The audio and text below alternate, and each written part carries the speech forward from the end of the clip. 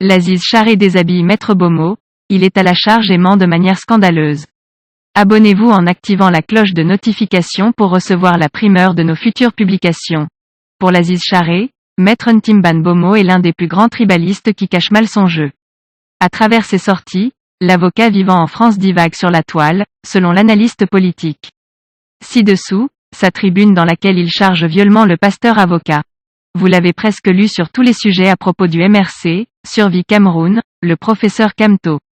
À chaque fois, il est à charge et pire en train de mentir de manière scandaleuse. Il est donc presque partout sauf dans les prétoires et les salles d'église. C'est donc ce mythomane qui prétend jouer le rôle de la société civile au Cameroun, au moment où la famille de notre compatriote Mirabel Ligom s'apprête à organiser ses funérailles. Cet imposteur dans un cynisme qui frise la dissonance cognitive est lancé dans une campagne scabreuse pour détruire le caractère de cette jeune dame injustement arrachée à la vie par des cybercriminels qui l'ont diffamée injustement pour ensuite conspirer contre elle jusqu'à ce qu'elle trépasse dans des circonstances très mystérieuses. C'est bien dommage que des mythomanes de ce genre passent leur vie à manipuler les gens dans les propagandes de la haine d'un autre siècle. C'est donc contre cette haine injustifiée que je me lève aujourd'hui et nous devons enfin comprendre en deux termes très clairs ce que cherche en réalité Christian Bomo Ntimban, puisqu'il s'agit de lui. Moi c'est le docteur Abdoulaye Laziz Charé, Bamoum et militant de l'UDC.